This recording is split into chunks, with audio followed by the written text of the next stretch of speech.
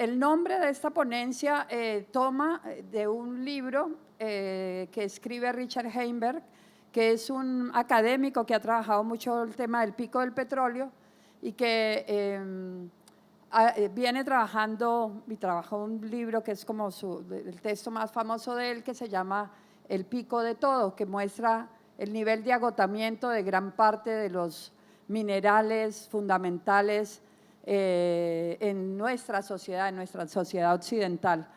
Entonces hay un texto que traje algunos ejemplares para quienes lo deseen adquirir, que habla de la falsa promesa del fracking. Yo voy a trabajar este texto, a ver cómo funciona la tecnología. Aquí hay algunas de las referencias bibliográficas que utilicé para la presentación. La presentación queda para quienes deseen profundizar en el tema y, digamos, creo que se me fue, ya, aquí está. El texto, la presentación va a girar en tema a un concepto, digamos, el enfoque de mi presentación para cuestionar el fracking va a tener un concepto que es el del metabolismo social. Voy a hablar de ese concepto en la primera parte.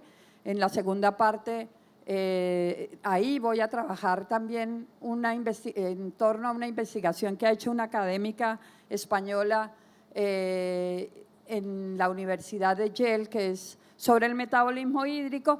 Y al final, ya más rápidamente, voy a abordar el tema de los problemas ambientales, porque ya varios de los que me antecedieron lo hicieron. Entonces, bueno, no sé cuánto tiempo tenga, pero si me pueden avisar, porque me puedo alargar y creo que la idea es poder compartir entre todos.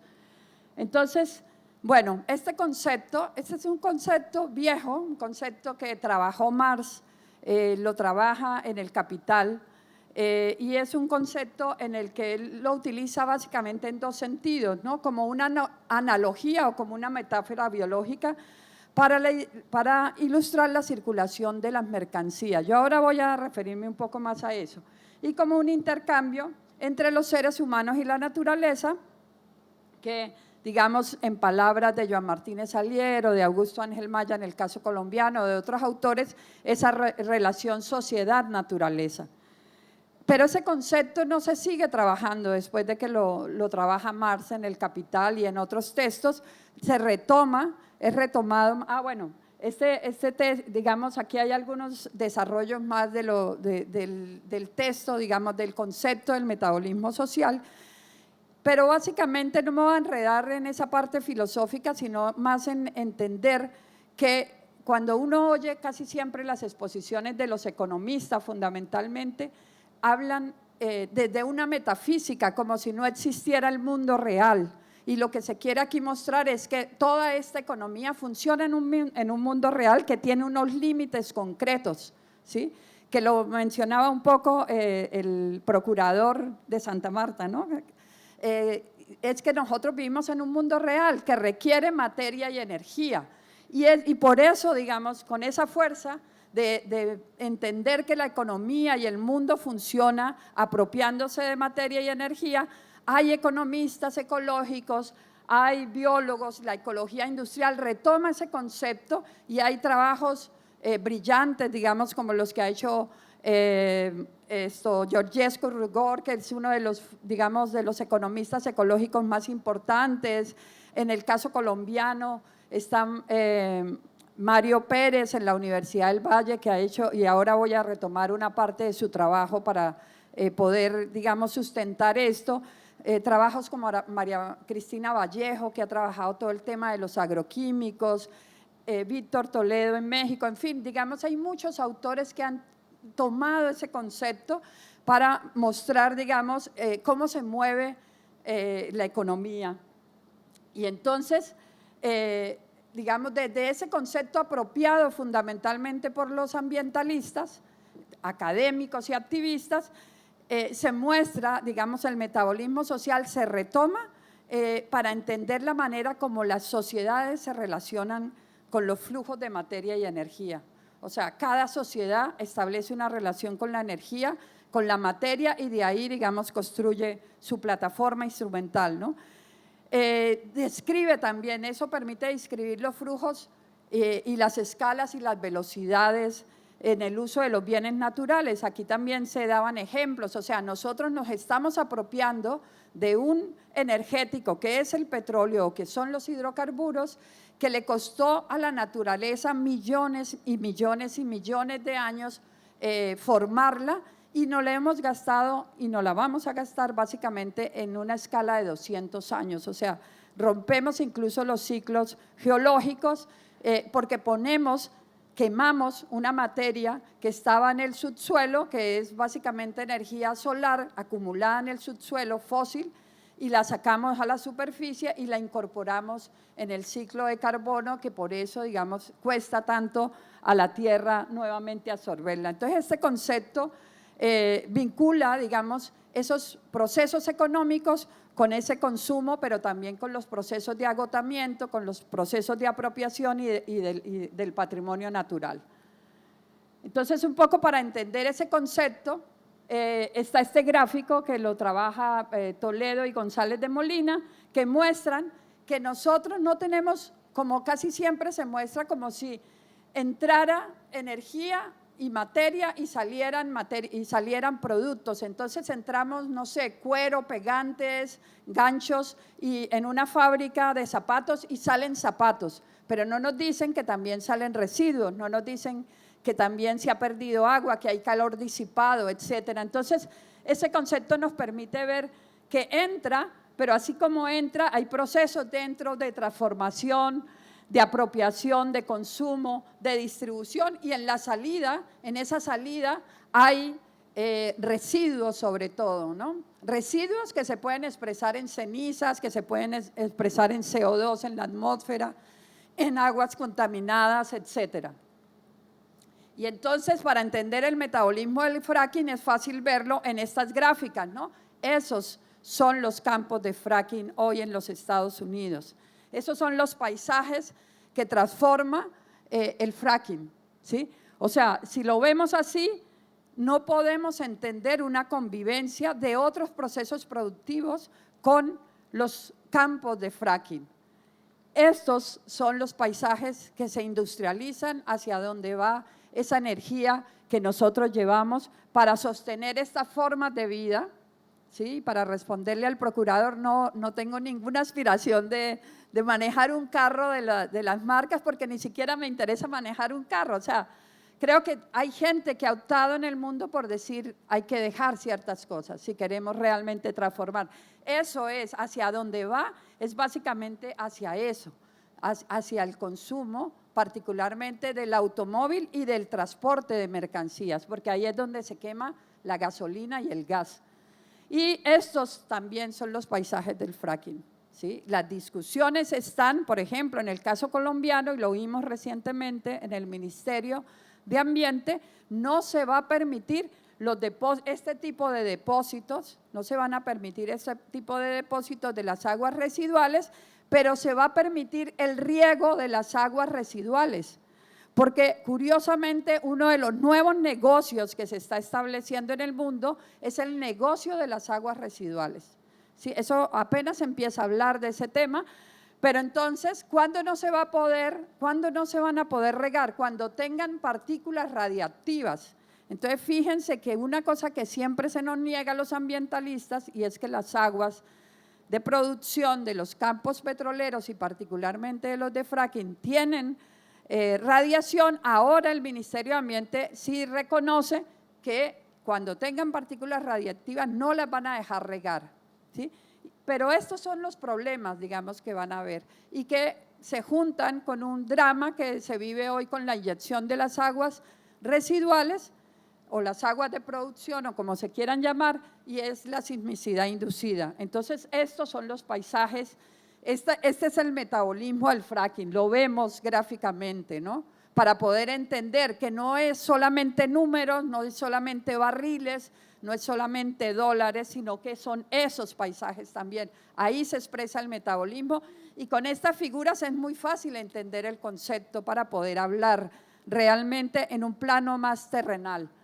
Bien, eso lo quiero mostrar un poco con cómo funciona, cómo ha evolucionado el mundo a partir de la utilización, no del descubrimiento del petróleo, porque el petróleo lo usaron los pueblos indígenas también. Se quemaban los afloramientos que habían en muchas zonas. No, de la apropiación de ese energético para el desarrollo de la sociedad occidental o del mundo fundamentalmente capitalista. Entonces, aquí hay 3 gráficas. Una muestra el crecimiento de la población. Está desde 1850, que es más o menos por la época en que empieza a aparecer el petróleo, más adelantico. Luego está el consumo per cápita y luego está el consumo total.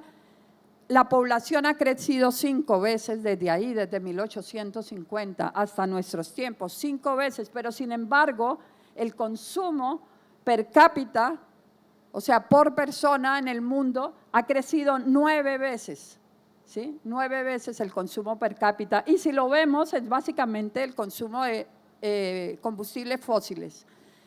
Y si lo vemos en términos del crecimiento total, es 50 veces el consumo energético. O sea, ahí vemos la enorme inequidad en la distribución de la energía. O sea, per cápita 9 veces, pero en total son 50 veces. O sea, algunos se quedan con más de 9 veces del consumo energético.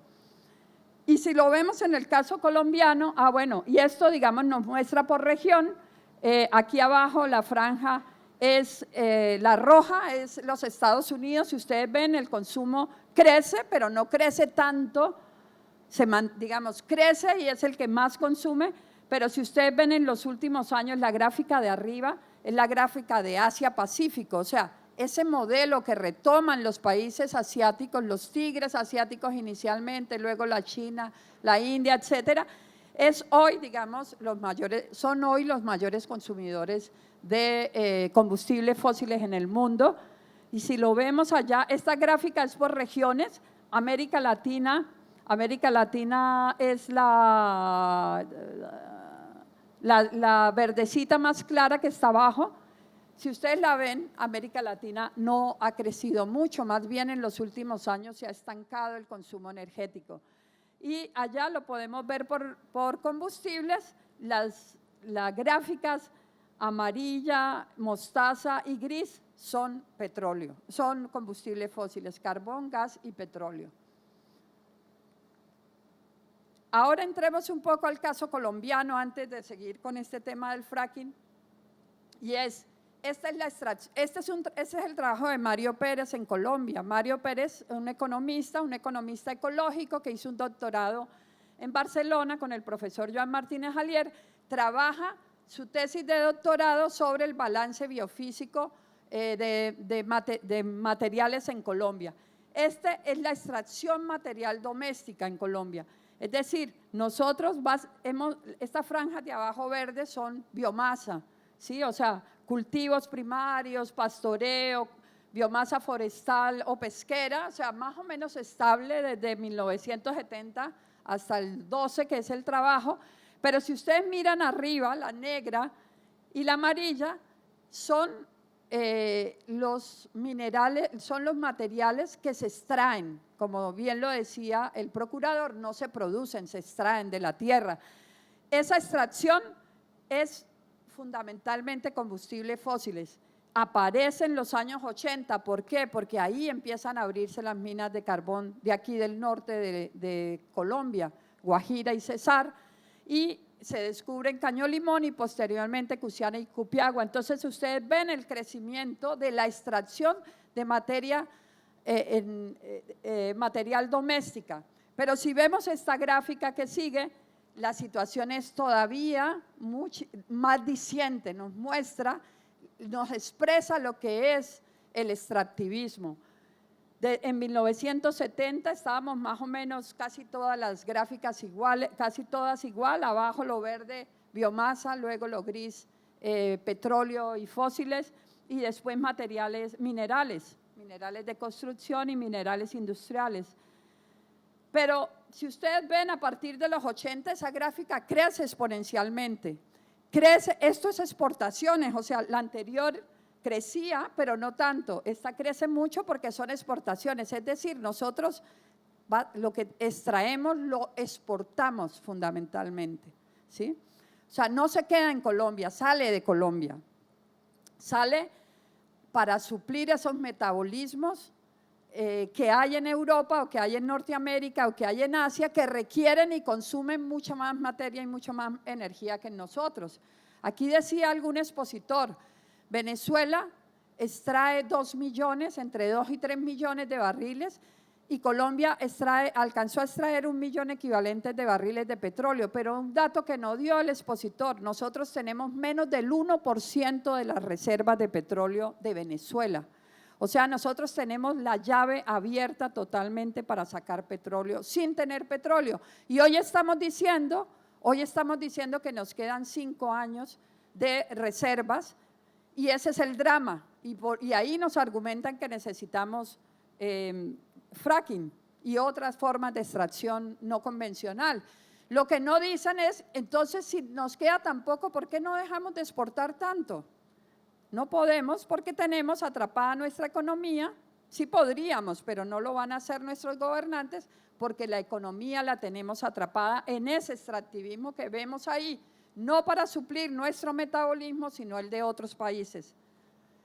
Y estas 2 últimas gráficas que voy a mostrar del profesor Mario Pérez ya muestra ese déficit biofísico. La línea punteada azul es una línea que muestra las exportaciones no en dólares, en volúmenes, otra vez en toneladas. Tenemos que extraer muchas toneladas, sin embargo, importamos pocas toneladas. ¿Sí?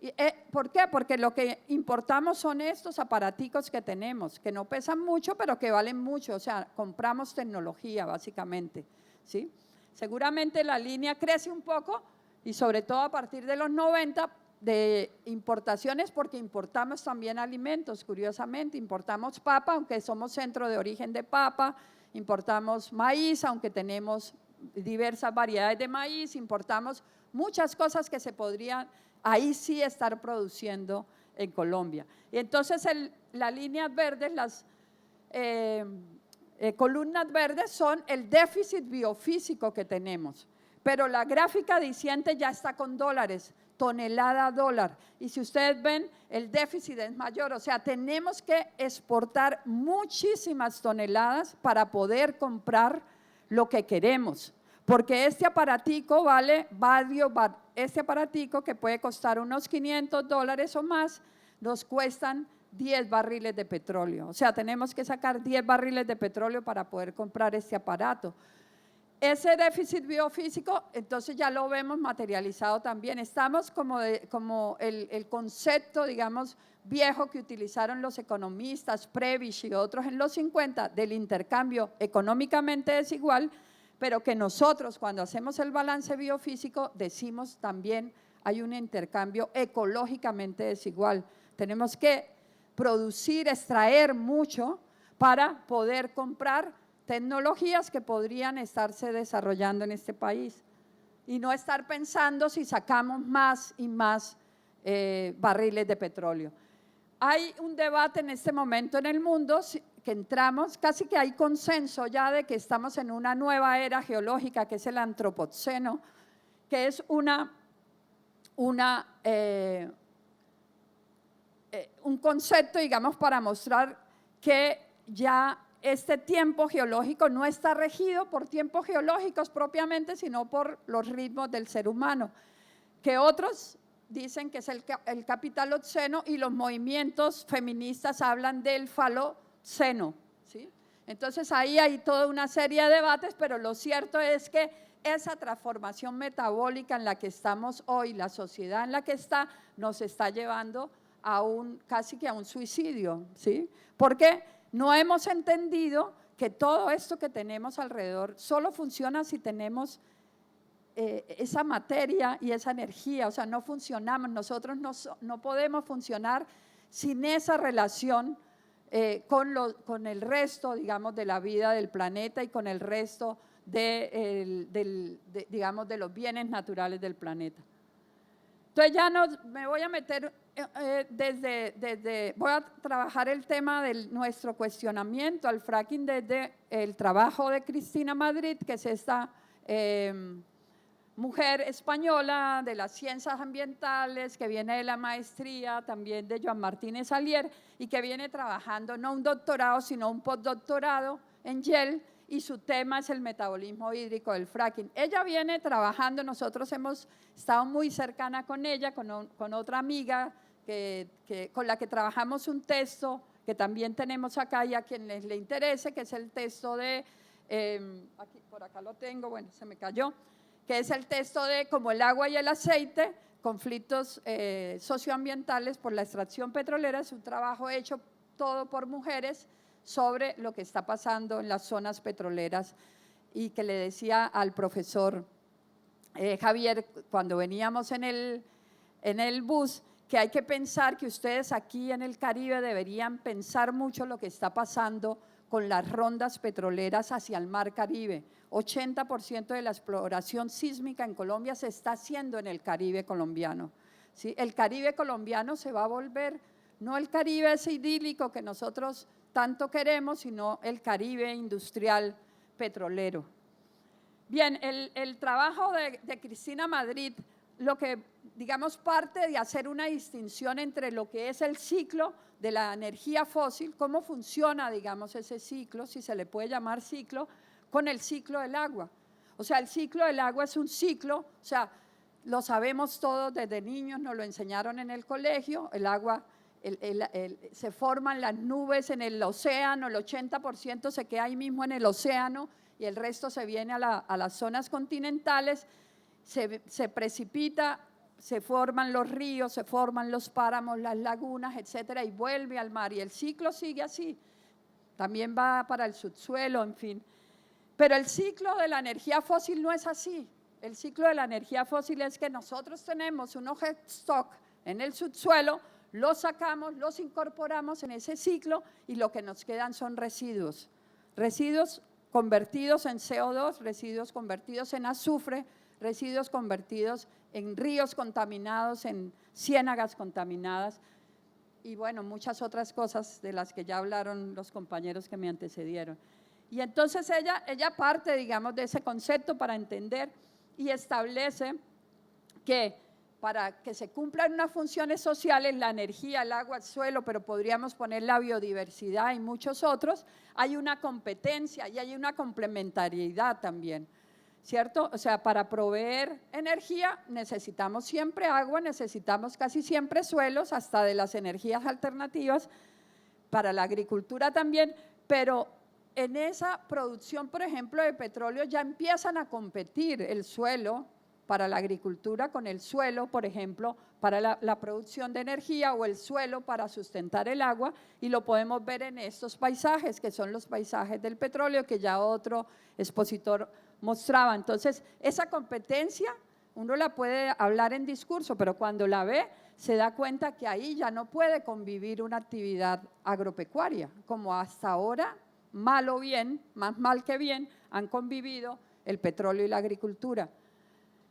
Entonces nos dice la profesora que para entender, digamos, este tema del metabolismo hídrico del fracking, hay que entender cómo se va construyendo esas políticas públicas, cómo, digamos, hay unos elementos para tener en cuenta y que dependen de unas políticas transregionales o internacionales. Aquí se ha hablado de las negociaciones de París, de la Convención de Cambio Climático. Todo eso tiene influencia, pero también hay unas definiciones en la política nacional y en la política ambiental, en fin. Y compite en eso. Y lo muestra con este ejemplo, este cuadro, que es bien interesante, y es cómo se define, por ejemplo, o sea, cómo esa definición de yacimiento convencional o no convencional es una definición política. En Canadá, extraer metano en mantos de carbón no es convencional, pero en Estados Unidos sí es convencional, o sea, hasta extraer gas metano de mantos de carbón se considera como un yacimiento convencional. Aquí está en esa discusión, aquí estamos como por el lado de Canadá, porque aquí se consideró la extracción de gas metano en mantos de carbón como yacimiento no convencional. Y bien, entonces, esta gráfica, aunque la quiero utilizar más para mostrar un trabajo que hace un autor que ya trabaja ahí, que se llama Stevenson, que habla de que los campos de shale gas o de shale oil son campos, son fábricas, o sea, porque él los mira cómo están en el subsuelo, porque aunque aquí han dicho que es el fracking de los 40, no es el fracking de los 40 lo que estamos haciendo. Es un fracking diferente y sí es experimental, ¿sí? O sea, se ha utilizado la fractura hidráulica para estimular un pozo cuando el pozo pierde capacidad de producción o de extracción, pero el shale de ahora es ese con pozos horizontales, con muchas perforaciones en el interior y que por supuesto con todos los problemas que ya otros han hablado. Entonces, en ese estudio metabólico ella incorpora, digamos, todos estos procesos, no solamente como casi siempre se mira el proceso de la extracción, sino que ella intenta ver, digamos, todo lo complejo que es el sistema. Pero me quiero ir ya a la parte, digamos, de donde ella trabaja con datos, ¿no? Pero a la gente le gustan los datos y los datos dicen mucho, entonces vamos a mostrar los datos. Ya lo dijeron aquí, la productividad de los campos de gas, cada puntico verde, ella está haciendo el trabajo en Pensilvania, con la información de todos los campos petroleros de Pensilvania. Pensilvania, para los que no saben, fue donde empezó el desarrollo petrolero en el mundo. Esos punticos verdes entonces muestran la producción petrolera y la línea horizontal nos muestra el tiempo. Y si ustedes miran, llegan a empiezan con una alta producción y decaen rápidamente, o sea, a partir de los 2 años y medio va de caída. Ustedes, a partir de los 2 años y medio son excepcionales los pozos que siguen con una producción más o menos alta, ¿no? El resto cae. Y ese es un problema que tiene el fracking, ¿sí? Que nos lo muestra, digamos, el ejemplo de los campos petroleros que hemos visto. Y esta muestra cómo los punticos negros lo que nos muestran es la producción de gas y arriba los punticos azulitos lo que nos muestran es la producción de agua. Aquí casi no se nota la distinción, pero básicamente lo que muestra en sus gráficas, en esas gráficas, es que en la medida en que se empieza a disminuir la producción de gas, empieza a incrementarse la producción de agua, ¿sí? Hemos hablado con muchos geólogos, hemos estado trabajando con muchos geólogos. ¿Cuáles pueden ser las causas de que se esté produciendo cada vez más agua en la medida en que decae la producción? Una teoría es el agua que puede estar en la lutita, pero para algunos geólogos el agua que está en la lutita no es mucha. Otra teoría es el agua que no salió después de la fractura. Ya se había hablado acá que salía entre el 15 y el 80%, entonces que empiece a salir con el tiempo esa agua que quedó ahí en la fractura. Y la tercera teoría es que pueda estar saliendo, que se haya fracturado mantos de agua por debajo de donde está el yacimiento y que esté saliendo esa agua subterránea que estaba allá. Ahí nos muestra, nos muestra que estamos experimentando con una técnica que todavía no sabemos la cantidad de efectos que puede tener. Entonces, para ella, digamos, allá lo hace también con el metano, tienen situaciones similares. Nosotros fuimos el año pasado a un campo de fracking en Arkansas y sin duda para los petroleros también es claro que las fugas de metano es uno de sus principales problemas. Ellos tienen máscaras para estar permanentemente identificando si hay fugas de metano en los pozos porque es una realidad.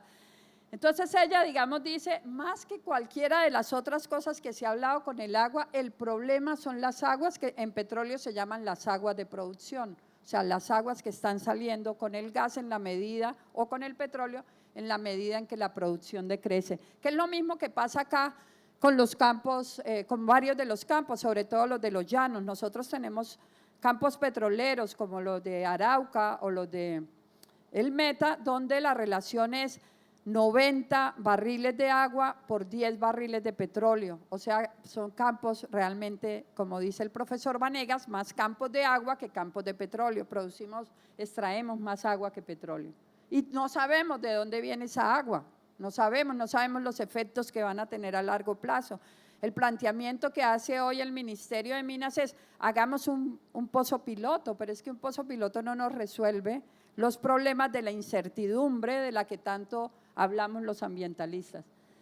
Entonces, bueno, esta es dice este profesor de ciencias geofísicas que el fracking es una tecnología de producción petrolífera que nos está suministrando petróleo cada vez más caro y con rendimientos cada vez menores con el creciente esfuerzo que hay que invertir. Y aquí paso entonces a mostrar un asunto que casi no se discute cuando hablamos de fracking y es la energía neta y la tasa de retorno energético. ¿Cuánto invertimos de energía? Porque esto no produce, por eso yo les decía al principio, todo proceso, incluso nuestros cuerpos, requieren energía y agua para vivir. También los procesos industriales requieren energía y agua para vivir. Entonces no nos dicen de eso, no hablamos casi de eso, no hablamos de cuánta energía yo quiero invertir para ver cuánto saco. Y esta gráfica nos muestra esto. Esta gráfica es la pirámide de gas y petróleo de calidad. La parte alta son las reservas convencionales que prácticamente ya las agotamos. La línea que está punteada blanca es la que nos señala, o sea, nosotros tenemos mucho petróleo. O sea, aquí los defensores de la industria petrolera dicen, pero si es que tenemos mucho petróleo, claro que tenemos mucho petróleo. Lo que pasa es que hay unos límites, ¿sí? Hay unos límites, entonces esa línea roja, negra, con puntos gruesos, es el límite del precio. Aquí hablaba Juan Pablo del precio de 70, yo creo que la industria lo ha logrado bajar a menos, y si no lo bajan por la vía de la tecnología, la bajan por la vía de los decretos, porque nosotros ya estamos eximiendo el pago de regalías, o sea, les bajamos el 40% de regalías porque los tienen que hacer competitivos. Entonces, le bajan el salario a la gente, bajan el pago de regalías, van a bajar seguramente en términos ambientales para que los 70 que les vale se les reduzca por la vía más fácil, ¿no? La del cargo para nosotros, que somos los que pagamos eso después, la gente que trabaja más barato y el medio ambiente que queda ahí destruido para nosotros. Entonces hay un límite que es el precio y la tecnología, y esta línea, dos líneas pequeñitas que están abajo, es la línea de la energía recuperada. A partir de ahí, lo que invierto en energía es lo mismo que saco, o sea que no es negocio, ¿sí? Si yo voy a meter un barril de petróleo para recuperar uno, pues no estoy haciendo absolutamente nada. Y esta gráfica nos muestra entonces cómo es la tasa, la energía neta y la tasa de retorno energético en los diferentes energéticos.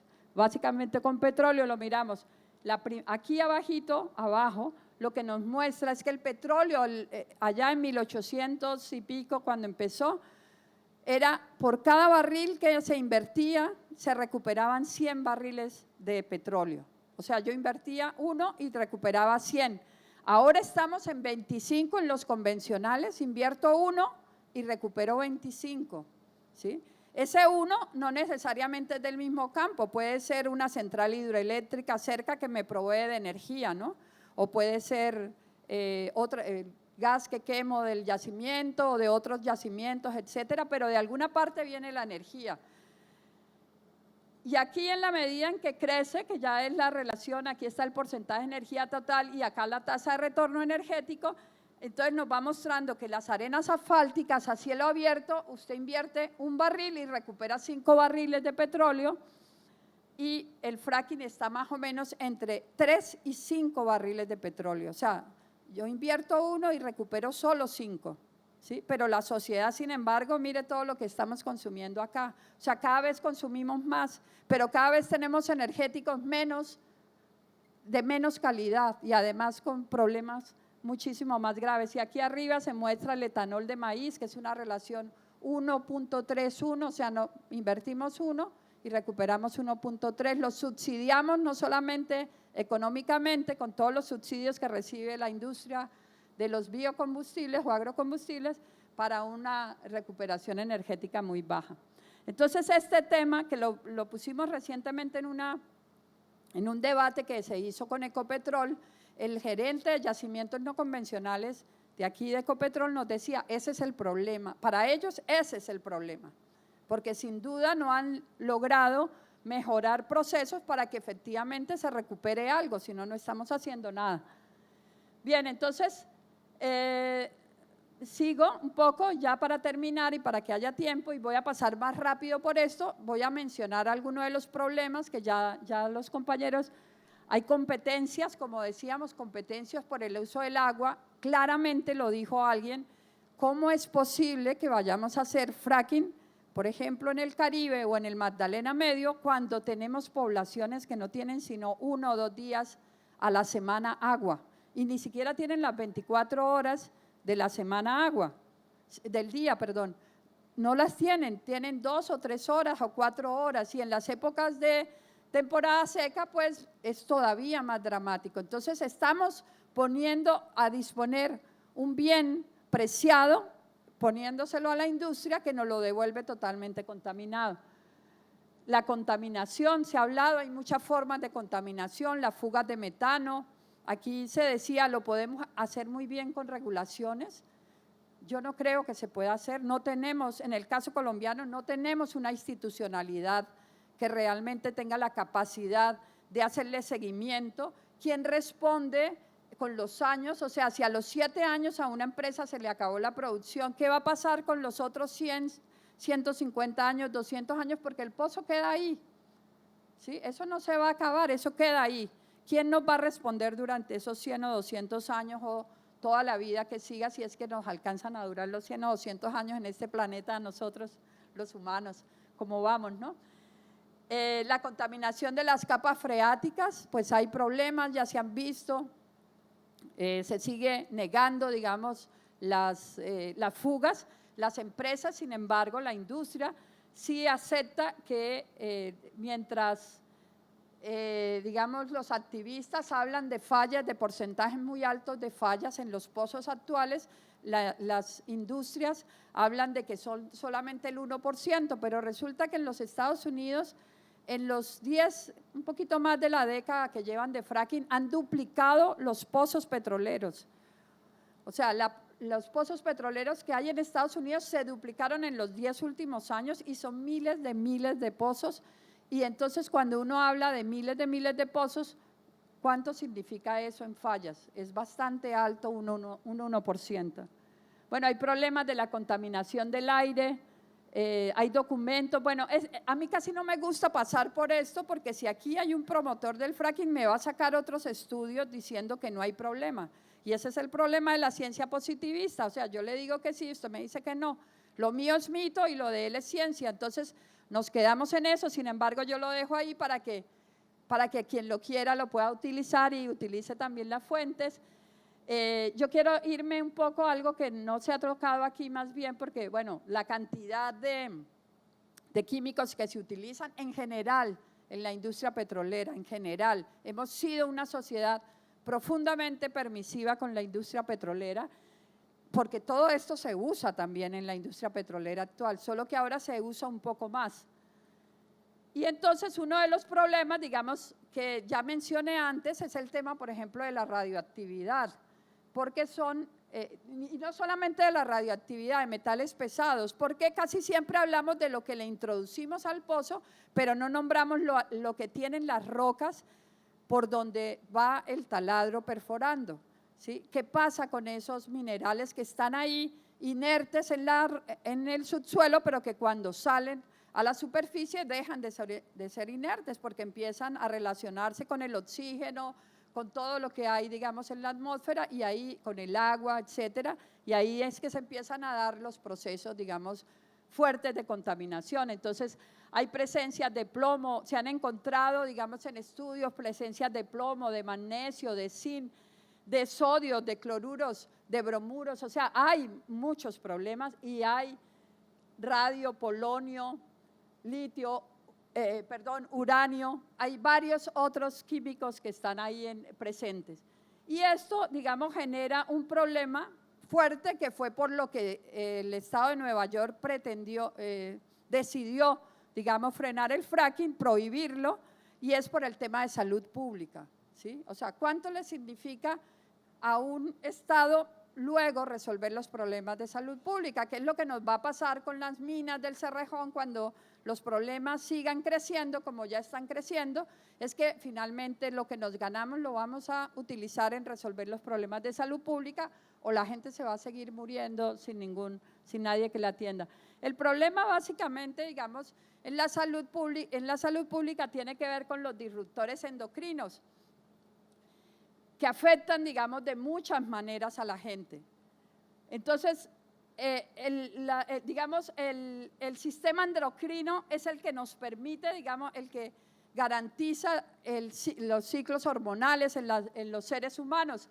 Y al empezar a generar problemas, empiezan a haber afectaciones en las personas. Por ejemplo, en las mujeres es muy problemático cuando hay una alteración en el ciclo hormonal, ¿sí? Lo sabemos las mujeres, lo sabemos. Y esto, digamos, altera muchísimo más, también altera, digamos, en los hombres con problemas de fertilidad, ¿sí?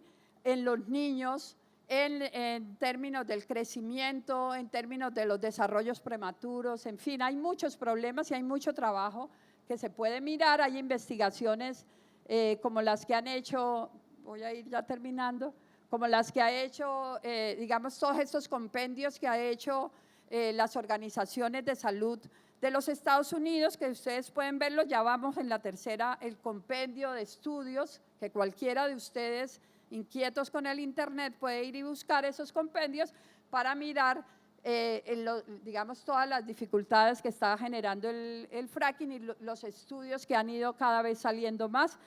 Y uno de los grandes problemas, y cierro con esto, es que se ha mostrado también, y sobre todo en los Estados Unidos, durante la era de Obama mostró el fracking como, sobre todo porque allá es de gas, que ese gas había permitido una transición energética, o por lo menos el gas como el combustible tránsito de la transición energética, valga la redundancia, pero realmente lo que no se habla son las fugas de metano, ¿sí? Ese gas es metano y tiene, digamos, muchos problemas en fugas en el mismo pozo o ya en la superficie. Y el metano es uno de los gases de efecto invernadero más agresivos en el planeta. Entonces, termino diciendo, nosotros creemos, como ya bien lo dijo Juan Pablo, que se puede hacer uso del principio de precaución. No se puede, se debe hacer uso del principio de precaución, que hay suficientes elementos para hacer uso del principio de precaución. Por eso hemos dicho moratoria, pero por supuesto que la Alianza Colombia Libre de Fracking le está apuntando hacia una Colombia sin fracking, pero que este proceso, digamos, de moratoria nos permitiera, digamos, dar una discusión en el país para hablar de algo que es fundamental y es la transición energética. ¿Cómo pensamos la transición energética? La transición energética es algo que ya se está dando en el mundo. Se han venido implementando normas en países europeos para prohibir el uso del diésel y la gasolina en los autos e incluso la producción de autos por combustión. Es decir, la transición ya viene caminando. El tema es cómo pensamos en una transición que no nos deje a Colombia más endeudados, porque nos implicaría quizá endeudarnos en nuevas tecnologías si no nos preparamos, si no hay procesos de investigación propia en este país, si no hay procesos de apropiación tecnológica.